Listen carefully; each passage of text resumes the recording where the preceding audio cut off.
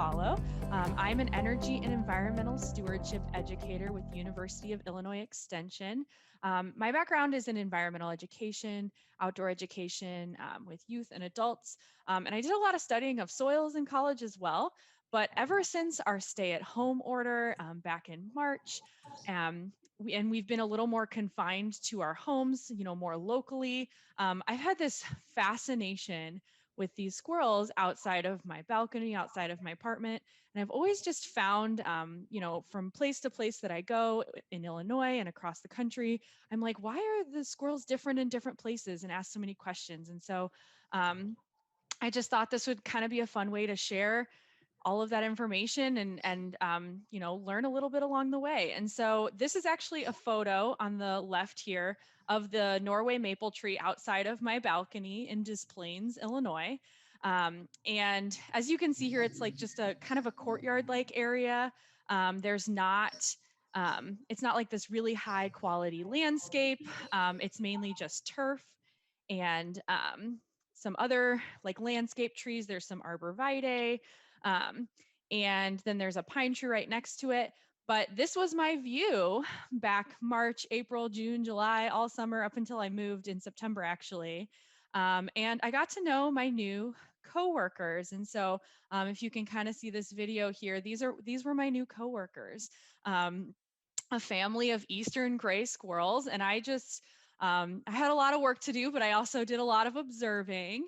And I just noticed so many things about these squirrels, and also like had a lot of questions about them. And through observations and research and things like that, I started to wonder, why are these squirrels so numerous in the area anyways?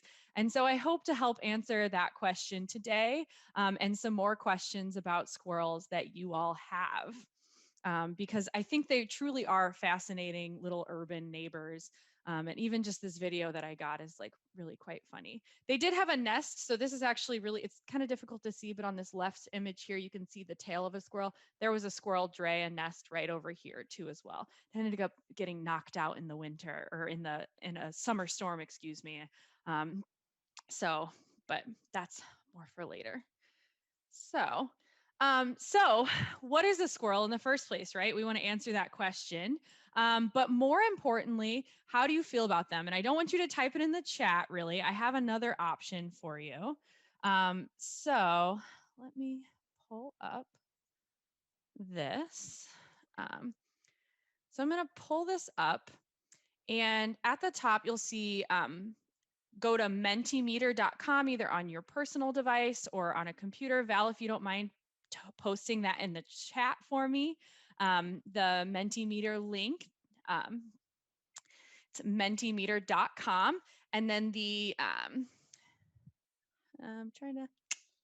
we go. The code is 6027417 when you're prompted to enter a code.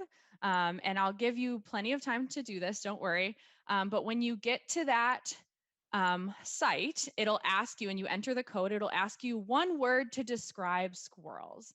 So go ahead and type that into your Mentimeter browser when you get a chance.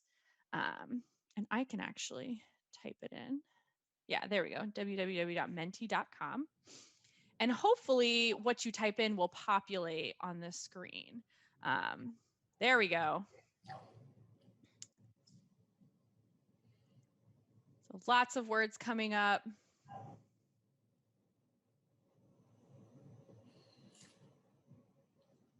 Cute and adorable and playful seem to be very popular terms. Entertaining, that's a good one. Mischievous. I call them crafty. I think crafty. Aggravating, yes.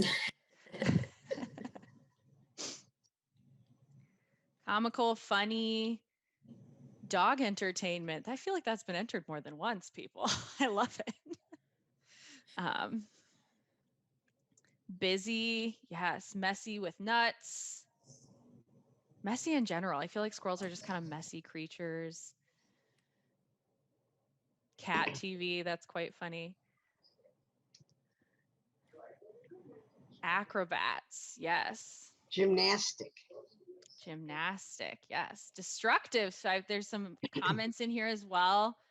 Pesky, cunning, smart.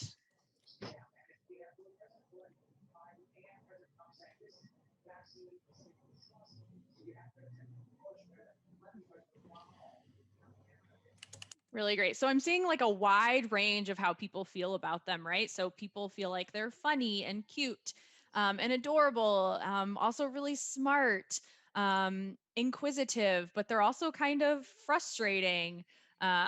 It's shifting around so much. I'm trying to like pesky, persistent, some maybe a nuisance, maybe some more negative connotation words to that are squirrels. So feel free if you are like you didn't quite get your word in, keep adding. I'm gonna save this later. So if you got you didn't get to add your word, don't stress. You can still add to it once I like kind of go back to our PowerPoint. But yeah, so we have a lot of feelings about squirrels. We feel negatively and positively about them. And we're going to talk a little bit more about how that's actually not that new. But there is some definite shifts in how we feel about squirrels as part of the culture. So just to kind of the down and dirty of what is a squirrel classification wise, it's in the animal kingdom. It's in the phylum Chordata, subphylum Vertebra, or vertebrata. So that means essentially it has a vertebra or a spinal column that protects the spinal cord. It's a mammal, just like deer, humans, raccoons, falls under that mammal range. And it's in the order Rodentia, meaning it's a rodent.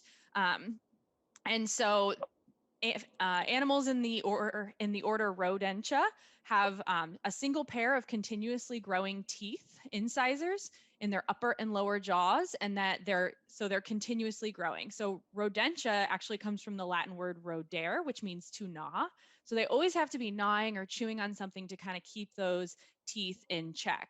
And so that includes like beavers, muskrats, mice, voles, rats, and of course, squirrels. And then lastly, we finally get to that squirrel classification, which is the family Sciuridae. And so that is that squirrel family. It's very diverse. It's 279 species in the world. And that includes tree squirrels, ground squirrels, and flying squirrels.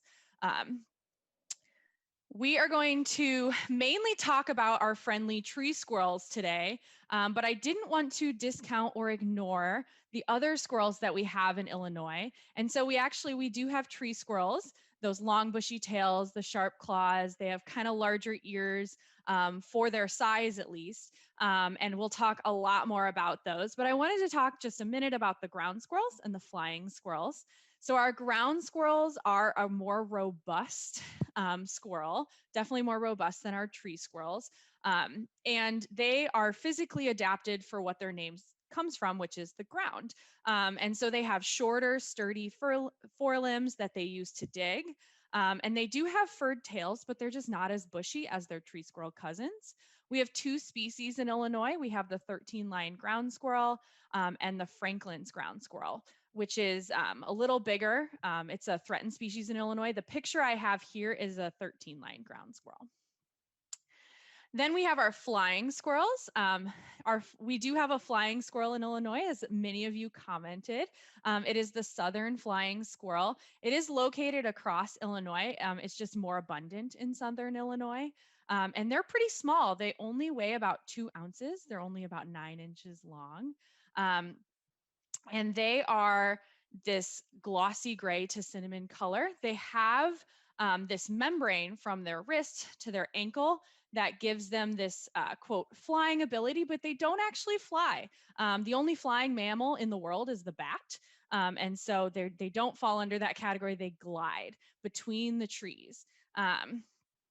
And so they are, they have these flattened tails that are well adapted to that kind of gliding ability. And then they also have these larger eyes that give them that ability to see at night because they're nocturnal. They do require a more specific habitat, which is that mature oak hickory forest. And so, but today we're going to be focusing on our tree squirrels. because those are the ones that I just think we have a lot of contact with as humans and as a community. And so we have three types of tree squirrels here in Illinois. We have the fox squirrel, the eastern gray squirrel, and the red squirrel. And we'll talk mainly about the fox squirrel and the eastern gray because, like I said, those are the ones I'm really focusing on who we come in contact with the most. But I wanted to talk a little bit about the red squirrel because I think this little guy is pretty dang cute. And so they are the smallest of the tree squirrels. They only weigh about 2/5 of a pound, like pretty small. They're only about 11 to 13 inches long. They're not huge. Comparatively, when we talk about the fox squirrel is about twice as big. And they can be a little bit aggressive, actually. They've been described to have a bit of a Napoleon complex, which I think is kind of funny. So small but mighty kind of animal. And they're not as urban acquainted as the fox and their gray counterparts. And so they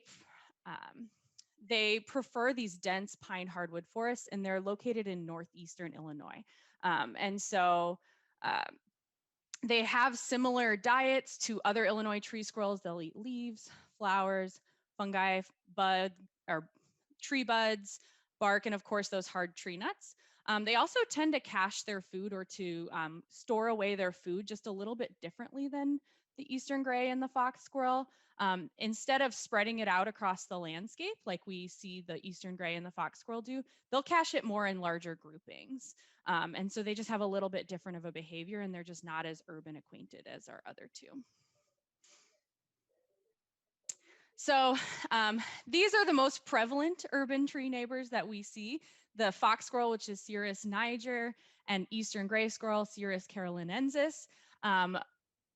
Which one you see more depends on the history of introduction of where you are, as well as the prevalence of certain predators. And this includes your house pets. And so we'll talk a bit more about that in a few minutes. I think that was quite funny that a lot of people mentioned cat TV or dog entertainment because your pets actually have a big influence on what kinds of squirrels are in your area. So our fox squirrel is the largest of the tree squirrels. It weighs about 1.75 to 2 pounds, and it's about 19 to 22 inches in length. So it's almost twice as big as our red squirrel. And it is this overall, like it's a reddish, like brownish color with yellowy black features. And the fur is lighter on their ears and belly and the edge of their tail. I think they're pretty cute. They look like kind of teddy bears, in my opinion. And especially now, this time of year, when our squirrels start to get a little rotund, they're just, I don't know, I just think they're kind of cute. So this is our eastern gray squirrel. So it is a little bit smaller compared to the fox counterpart. I think they're actually a bit more aggressive. And I've heard that from a few like wildlife rehabilitation clinics that they tend to be a little more aggressive than their fox squirrel counterparts. They're a little smaller. They're maybe about like 1 to 1/4 pound, a little shorter, so 14 to 18 inches. And their typical coloration is that gray color, gray on the back, white on the belly, to light gray, maybe a little bit on the belly. Now, as I noticed a lot of you mentioned in the comments, we've described gray squirrels and some brown squirrels and red squirrels, but a lot of you commented that you have black squirrels and white squirrels in your area. And some of you even said that, oh, these are the black morph of the eastern gray squirrel. And that's very true. So our black squirrels and our white squirrels that we see across the state of Illinois and in other parts of the country, if you're not from Illinois, are actually also eastern gray squirrels, that Cirrus carolinensis. And they're just different color morphs of that species. So it is what's it called? Recessive gene. So it is part of their genetics, and essentially recessive meaning that both parents have to contribute either the black or the white gene in order for the squirrel to express the black color or the white color. If one of the parents contributes a gray gene, essentially the squirrel is gray. And so the melanistic variant of the species, that's less common than the gray, but not quite as uncommon as you would think. And so I grew up in central Illinois in Springfield, where we have a lot of fox squirrels near my area, and I had never seen a black squirrel. Maybe I just wasn't as observant as a child, but now growing up, or now up here, I've moved up here to the northwest suburbs, and I feel like I see a black squirrel at least once or twice on every walk I go on. And that actually is more common than you think. We tend to see more black squirrels in urban areas just because for a really funny reason. So the black squirrels are um, easier to see when drivers are driving. So they're less likely to be hit by a car than a gray squirrel that blends into the pavement. And so we're seeing a shift in the colors of squirrels in urban areas because they're less likely to be hit by cars. The black ones are. Now, it also depends too. You might just have, your area might just have a big genetically population of black squirrels in their. They might have a lot of those in their area. They might also be selectively breeding because they're favored by that area. So it might be a natural attraction. I know the Rock Island area has quite a few black squirrels, and it's kind of an attraction over there. The white squirrels I heard a few people mention in the comments, Olney, Illinois. The white squirrels of Olney, Illinois are quite famous. If you've visited over there, or if you've been to their websites, you can even just Google white squirrels, Olney, Illinois. It'll pop right up. And so those are leucistic squirrels. They're not actually albino. Albino is a lack of melanin. Leucistic is a lack of other pigments as well. And it's not a complete lack of those pigments, it's just a partial lack. So if you'll notice in this picture itself, the squirrel has black eye, or like a darker colored eye. Truly albino animals have pink eyes. So they don't quite have that full loss of pigmentation. Now, the leucism is actually present in many other species as well. You can find like leucistic birds or foxes, things like that. They just don't survive as well in the wild because they don't have the benefit of blending in as well with their environment. But the white squirrels of Olney, Illinois have survived pretty well because they've had a lot of human help to maintain them as a natural attraction to the town. And so there's some really fun lore behind why your squirrels in your area are a certain color, especially if you have like a really big population of black or white squirrels. So definitely check that out. I've gotten already a few emails about like, oh, they're black because somebody imported them from China, which is a really cool legend that your town might be, like your neighbors might tell you about, things like that. But all of these squirrels are Eastern gray squirrels. So just kind of keep that in mind. So they're not from China, they're from North America.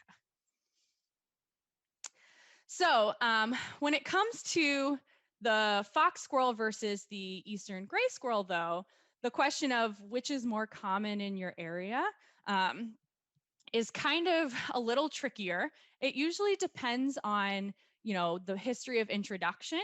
So did we introduce them into urban areas? They're all native to North America. They're native to our Illinois woodlands. But as far as introducing and making them more prevalent in our human developed landscapes, we did kind of introduce them. And I'm going to talk a lot more about that history in a few minutes. But there's also a really interesting human ecological perspective that's going on here as well. And so I want to hop onto that Mentimeter thing again. And I want to hear just kind of a vote.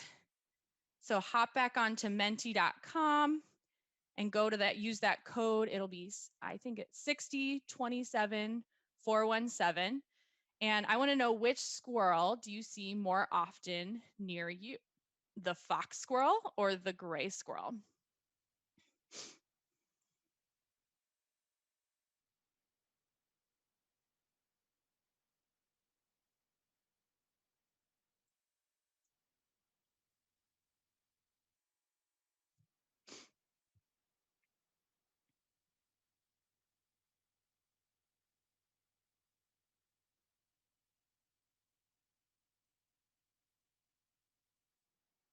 Yeah, so I'm seeing a lot more people are seeing their eastern gray squirrels as opposed to the fox squirrel in their neighborhoods, in their areas near them. And keep on voting. We'll see if that fox squirrel catches up. but that's actually pretty common to see our eastern gray squirrels more commonly. So when we think about them and their sizes, so our eastern gray squirrel is a little bit smaller. Being smaller in the wild has its pros and cons. It's a little bit of a trade-off. If you're smaller, you're a bit more nimble. You're a little quicker to get at food, especially if you have food that needs you to be a little bit more nimble and climb through trees and things like that. And so, but because you are smaller, you're a little bit more risk of predation and being eaten by other animals. And so, areas that actually have smaller pets, smaller predator issues will have most likely more eastern gray squirrels. And so, areas that are a little more urban um, with smaller pet populations, or just generally like their pets are smaller, like smaller dogs. Um, Fox squirrels tend to be more associated with lower human population densities. Um, and they're also a little bit larger. And so they have the opposite trade-off that our gray squirrels do. They're still nimble. Anybody who's seen a fox squirrel hop between trees knows that they have the ability to do that, but they're just not as quick competitively as the gray squirrels. And so in areas with larger predators, aka larger dogs, more cats, things like that, they tend to have more um, or they tend to be more populated because they can stand up a little bit better to those bigger predators. Now, this isn't a hard and fast rule. It's just kind of a trend that researchers tend to find. And so if you're thinking, well, I have a really big dog and all my neighbors have big dogs and we have, eastern gray squirrels, like that could be very, very well true. But that's just kind of what we tend to see in the data. So yeah, it seems to be, especially in this group, we have more eastern gray squirrels, people who see more eastern gray squirrels than our fox squirrels. Hop back into the presentation. Okay. So I want to talk a little bit about how the squirrels came to be here. So if we think about historically, about 200 years ago, actually, in the early 19th century, we didn't have a lot of squirrels in our human landscapes, in our cities, in our towns. They were really only creatures of the woodland habitats. They were really known in rural communities for being recreational hunting game, and they were pests in agricultural areas, but they weren't really like in our towns and cities. People in urban areas actually really only had them as pets. They weren't like their tree dwelling neighbors that we all know today. They were just these really cool things that like you kept in your like house as a pet, and live animal dealers would actually go into woodlands and collect nests, like the young from their nests, and typically the squirrels would escape or die in captivity. They didn't really survive as pets that well. And so, how did we get here? Because our world looks a lot different now. We don't see squirrels just in the woodlands. We definitely they are residents of our urban landscape. And so, it kind of starts in the 1840s and 60s. People in cities craved nature. It's always kind of been like a connection that we've wanted. And so started in the city of Philadelphia, and they released 3 squirrels in Franklin Square. It was a small, there was a couple of tree options, but not really a ton of food and habitat options. And so they actually gave it nest boxes and food. The city paid to have these squirrels live in Philadelphia in this square. And they were pretty tame. They would eat out of people's hands. They were even joked about as being so uh, fat that they would like newspapers would make jokes about them missing their hold and falling out of trees. But there was a concern from the from the birding community, that they were taking up space for the birds, and the birds ate insects. And so people were concerned that, these would cause a decrease in birds, and then an increase in insects. And so essentially, there was a ruling that, you know, the the Committee of Entomology of the Pennsylvania Horticulture Society was like, well, There's no like hard evidence that these squirrels are eating birds or like disturbing bird nests. But because squirrels live in trees and birds live in trees, that, there must be some negative effect that could occur there. So essentially they were like, not anymore. So they shut these experiments down and the cities removed the nest boxes. They stopped paying to feed them. And that was it, right? So the squirrels didn't survive. They failed because of the way our landscapes were designed back in the 1800s. And so for an animal to thrive, they need a place to live and they need to have food that they can eat. And as and I'll go explicitly about a squirrel's diet. In the spring, they eat the buds of elms and maples. They eat nuts and berries in the summer, and then in the fall and winter they eat masts, or these hard nuts from trees. And so that's like oak trees, from oak trees, hickory trees, and beech trees. And the urban habitat of the 1840s and 60s did not have these mast bearing trees. In fact, they had very little trees. And when they did, they were in public parks and town squares. So there wasn't really an opportunity for these squirrels to succeed.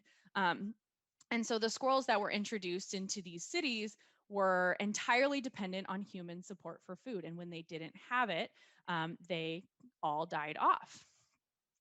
Well, there was a shift in the culture in the 1870s, soon after that. And this is a picture of Frederick Law Olmsted. He is a landscape architect. He's designed many urban parks. He designed Central Park. He's designed a few parks in Chicago. Um, and he had a vision that nature and the industrialized environment should be one. They should be, we should have more natural areas in urban environments, in human landscapes, because nature has a positive effect on human behavior. That's what he believed. And that's what research tells us, that nature does have a positive effect on human behavior. And so, Olmsted showed to be, and this movement, this landscape park movement, showed to be a squirrel's best friend, because this new landscape brought nature to the city. And so we had more trees, and more trees that were more like our woodland landscape. So more of these mast bearing trees. Um, and the idea behind that is that, well, we didn't just want the landscape to be just the plants. We wanted animals like nature. And so squirrels were the next perfect introduction to bring that. And so starting in Central Park, they actually, in New York City, they introduced gray squirrels, flying squirrels, and chipmunks. And then they started actually doing this in other cities as well. And so the squirrels were so successful with this new urban landscape that they ended up having to actually cull a few of the species back, because they were actually causing damage to some of the park landscapes. But at that point, it was too late. The landscapes didn't just stop at parks, they had expanded into neighborhoods that were popping up. So we started incorporating more trees into new neighborhoods as cities expanded. As suburbs started to pop up, we started to put or more trees and things like that in those landscapes. And so, and then we started putting smaller parks. So it wasn't just about this large park in this middle of this urban area. We'd put smaller ones that could support smaller wildlife areas. And so now we're going to talk a little bit more about the ecology of squirrels to understand, well, okay, so we think we have what they need, right? And when we talk about the things that they need to live, and the behaviors that they have, it makes a lot of sense why they're so successful today. And so when we talk about the food that a squirrel needs, as I mentioned earlier, they'll eat those elms and maple buds in the spring, nuts and berries in the summer, and then those hard nuts for what we call caching, or storing and stashing food for later. This is essential to the survival in the winter when food is scarce. They have to have this food source. And squirrels are really cool because they participate in something called behavioral deception. This is in which when the squirrel pretends to hide a nut. So actually they'll have a nut, and if they think another predator or animal is too close, they'll dig a hole, stick their head in it like they're going to bury their nut, but they'll keep the nut in their in their mouth, and then they'll pop back up and cover the hole that they did not put anything in just because they think another animal is close. And that's actually pretty rare in the animal kingdom, this behavioral deception. But how do they find their nuts? They actually use triangulation, kind of like a GPS. And so they'll choose sites through distances and angles of fixed objects that are around them, such as rocks and trees. But they're not super successful, actually. One study from the University of Richmond found that squirrels fail to recover about 74% of their nuts, which is pretty large and really important for regeneration of our oak species and other hard nut species. And so that's pretty cool. Maybe a little annoying if they're planting and they're hiding their nuts in your yard and all of a sudden you have a bunch of oak seedlings growing. But it's really cool ecology wise to think about how these squirrels can help regenerate a forest. As far as shelters, our squirrels actually prefer cavities of trees or nest boxes, especially for their winter litters. So these are a bit more sheltered from the elements than their drays or their squirrel nests. But in an instance where this isn't an option, they will build a dray. Now, this is a really good time to spot drays. You've probably seen them because there's not a lot of leaves on the trees, and they'll look like just a mess of leaves up in the between a few branches, or like a wedge in the trunk or something like that. They look really messy, and especially the messier ones might have been made by a younger squirrel as well. But they are actually quite complex. They have this stick frame made with dry leaves and loosely woven branches so that way they can make a wide hollow sphere. And then the inside is lined with leaves, strips of bark, pine needles, or other soft materials to protect them from the adverse weather conditions and to protect their young from predators. Um, that's often too why you see just a mess of leaves underneath your trees in the summer or the spring, because they'll clip branches and small twigs for their nest, and sometimes they drop a few on the ground.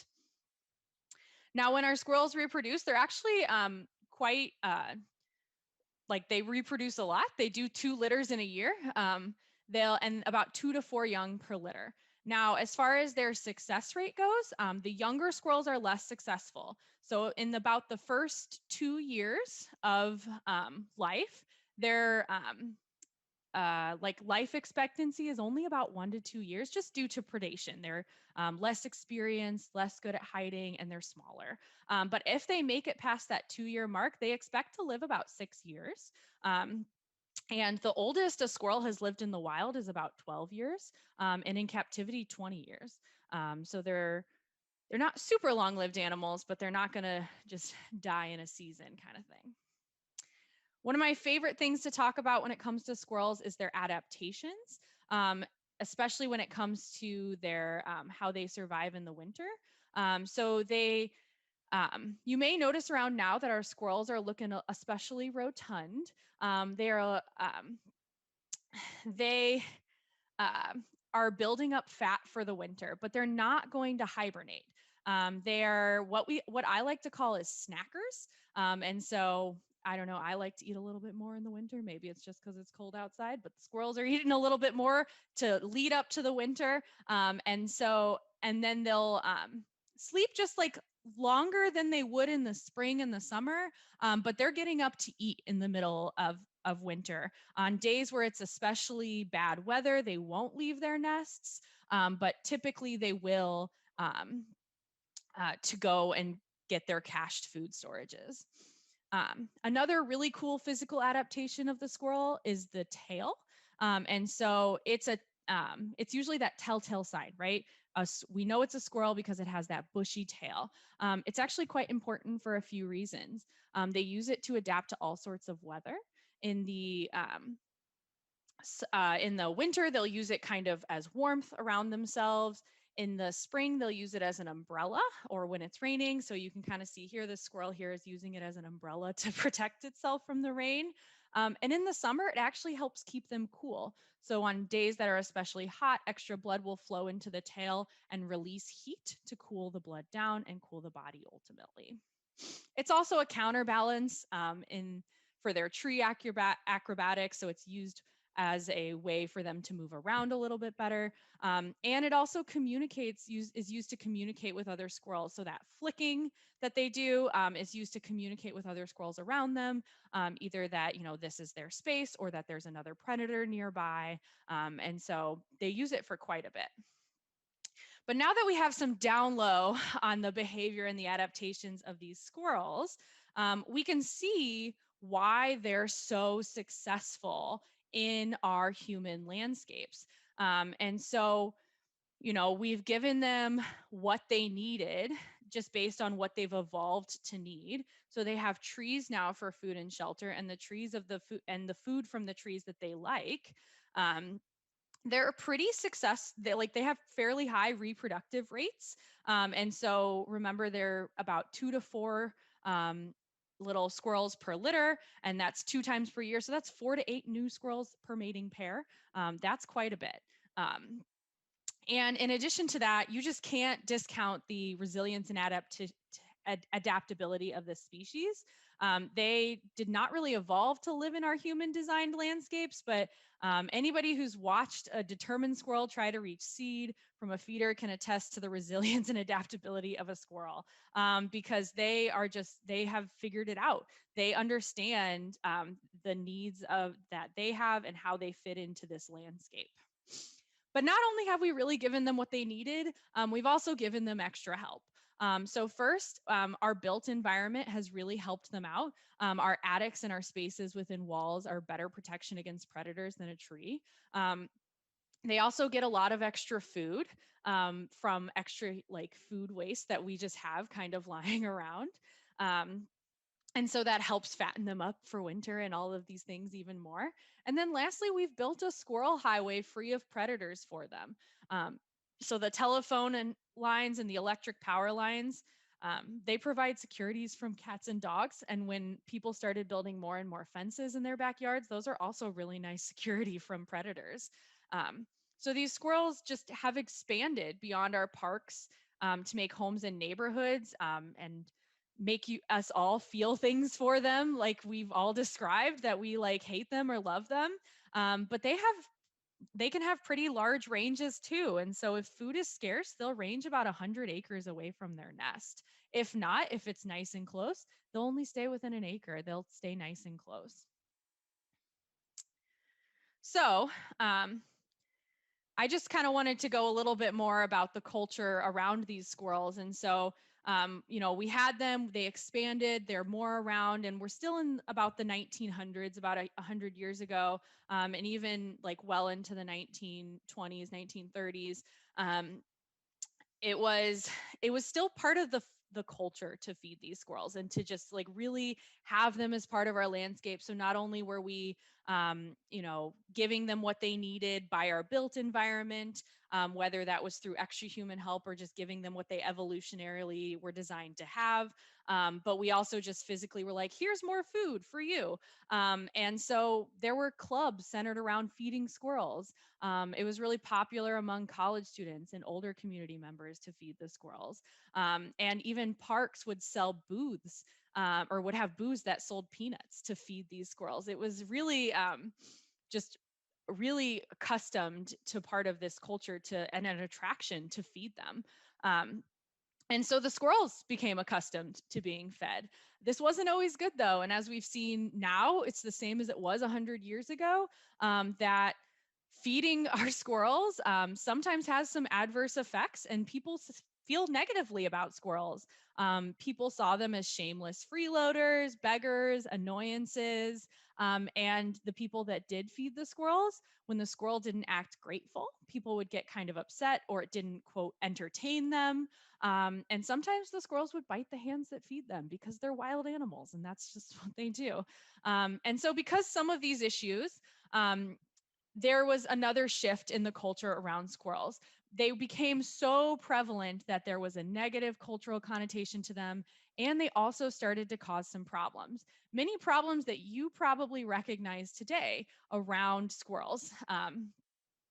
Because they were a little too successful, they started to become a nuisance and damage property. And they still do a lot of these things today. And so many of you may be familiar with the squirrel eating your bird seed, or actually damaging your bird feeders. They'll damage lawns because of their caching habits. They'll dig in the lawns, and they'll damage garden plants, things that you really love. They'll eat them or dig them out and things like that. They're also causing property damage, and so they're notorious for property damage. Remember, they're in that order, that rodent order, and so their incisors are always growing, That's my and stuff for unfortunately means they're MRI. always chewing. Um, Oh, this is and kind of so, interesting.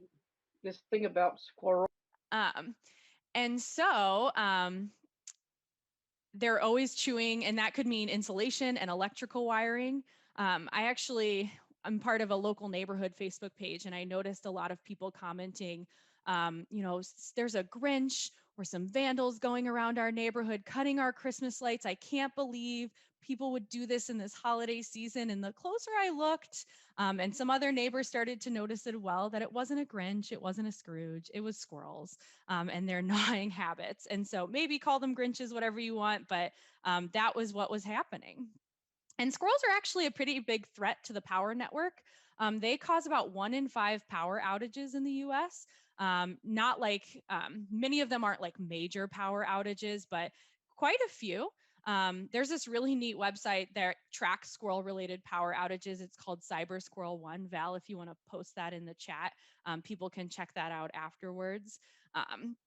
But you can track the outages that are squirrel and other animal related in the country, um, based on like just what has happened. So I think that's kind of funny. Um, in addition to that, squirrels can also do other property damage by damaging siding. They enlarge openings in attics. And so with these they're just a little too successful, right? They're kind of annoyance to the culture. They're actually causing physical damage. And so we saw kind of one last shift in the culture around squirrels.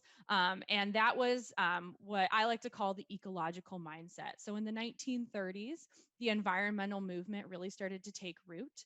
And the idea of letting nature regulate itself became really popular. This is kind of the mindset we have today with some nuances and shifts.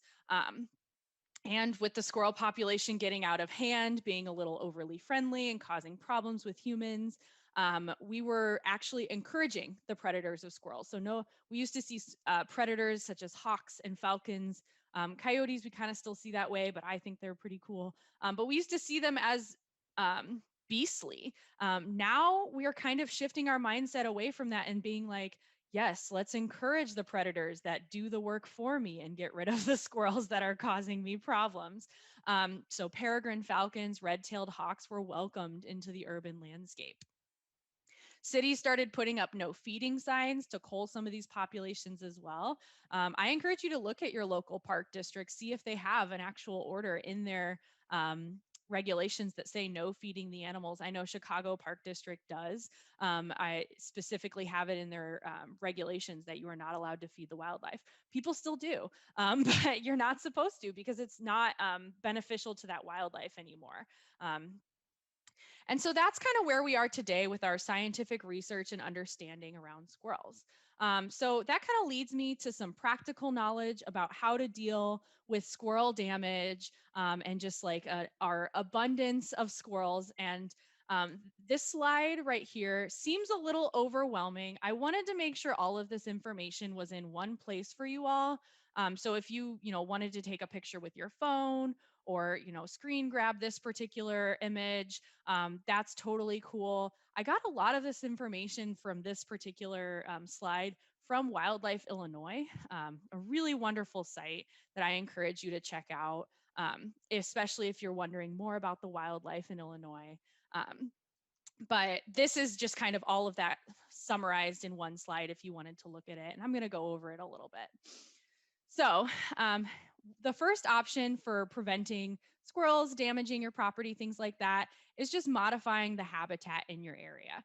So on your property. So if you have a tree that that you notice the squirrels are getting to your house from this tree, trim the branches so they're 10 feet from the building. Squirrels can only jump about 10 feet. Well, I say only, like that's not far, but they can jump 10 feet. And so you want to make sure you trim branches so that they cannot make that distance. If you're having issues with bird feeders, you can provide dried corn away from the feeder, something that distracts them so that way they're not going to go after the seed that you have in the bird feeder. You can also use deterrents such as baffles. I've personally never seen 100% like squirrel proof feeder. There's lots of methods, there's like the slider baffle, the one that goes over the top. You can try whatever you see as beneficial, also to like trimming branches that are 10 feet closer than 10 feet to your bird feeders. I think the best method is just providing them an alternative source of food, but go with what works best for you. You may have 100% squirrel proof baffle. I completely believe you. I've just personally never seen them. So another option is exclusion. So if you have an isolated tree that you don't want them on, you can add a metal collar to it. And that's also for power poles as well. That's about a 2-foot wide metal collar around the tree or the pole. That's about 6 feet off the ground. If you do attach it to a tree, you want to make sure there's springs for growth of the tree. Another exclusion option is like in your building. So checking for holes or openings that need repairs. Now, the biggest thing is you don't want to trap the animal inside, right? So a good way to test that is you stick newspaper loosely in the hole so it covers it. But if an animal was trapped inside, it would pop the newspaper out. And so go check back in a few days. And if the newspaper is still there, you're good to make your repair. If the newspaper is gone, you obviously have an animal in your attic that you want to make sure you exclude first. There is a couple of repellent options.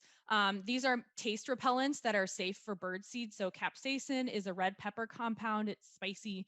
And so the squirrels don't like the taste of that. There's also Ropel. It's a bitter tasting spray. It can be used on like furniture, trash cans. It's even safe for bird seed, but it's not recommended for your vegetables. So if you're trying to keep squirrels out of your tomatoes, don't use Ropel. The next option is this frightening device option. It's not a great one. It's using sound or light to temporarily discourage. It's not a long-term solution. The squirrels, like I said, are adaptable and resilient, and so it loses its effects really quickly. So it's not the best option. It's just kind of like a quick option if you need it. And then the last option is removal physically. Now, remember that squirrels are protected by the wildlife code. So they cannot be removed without a permit. You must have a permit. And so you have two options. You can call a nuisance wildlife operator or control operator for a fee, or you can call your local Department of Natural Resources, and they can give you options that are, many of these are described here, but maybe a little more specific to your situation, or they'll talk about permit options with you to help you remove that specific animal. Okay, so I feel like I couldn't end it on ways to prevent squirrels, because I just feel like as annoying and as damaging as these creatures can be, they are also quite charismatic. And I saw a lot of positive feelings about squirrels also when we did our little word cloud. And so I wanted to leave you all with some way that you can learn more about squirrels in your area through observing them yourselves. We know that feeding them purposely is not really recommended. It just tends to encourage more squirrels to your area. But one way that you can really like bond with these squirrels or just kind of create like your own relationship with them is to study them and to participate in community or citizen science. And so this is a really great opportunity for a family project or just a fun hobby to learn more about the wildlife and the nature in your area. The first one is called Project Squirrel. It helps, what you're doing is you're entering data, squirrel observations, of an area. You're sharing photos, squirrel stories. And basically what this project is trying to do is understand the fox versus gray squirrel populations and behaviors across the country. So this is like a nationwide, it's actually a lot of it does focus in the northeastern Illinois area, but they want to know nationwide. They want to understand these populations. And so this is a really fun project that anybody can work on, anybody can do. Both of these are. And then the next one is Squirrel Mapper.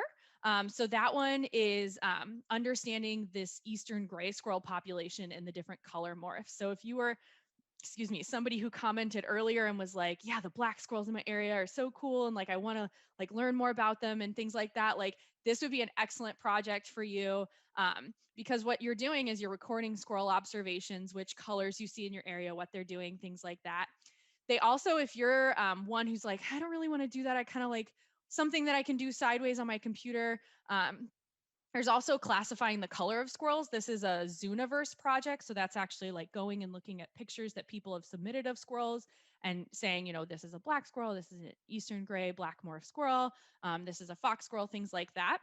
And then they also have a game. They have a Find the Squirrel game that helps them collect data and understand what color morph is advantageous in different habitats and situations. And so I think both of these projects are really neat. They both have been going on for a while, pretty respectable, and just really fun way to get involved with science and just squirrels in general. So I hope you all learned a little bit about squirrels today, whether you're inspired to love them a little more or hopefully understand what they do to keep them out of your hair a little bit. Either way, just thanks so much for taking the Thursday afternoon to learn a little bit. Thank you for tuning into CUI's TV. We hope you enjoyed the show. This video can be accessed anytime on youtube.com. In the YouTube search bar, type in UPTV6 and look for their microphone logo. We hope you will join us again next week for more local, engaging content designed specifically for Champaign County older adults. Take care and stay safe.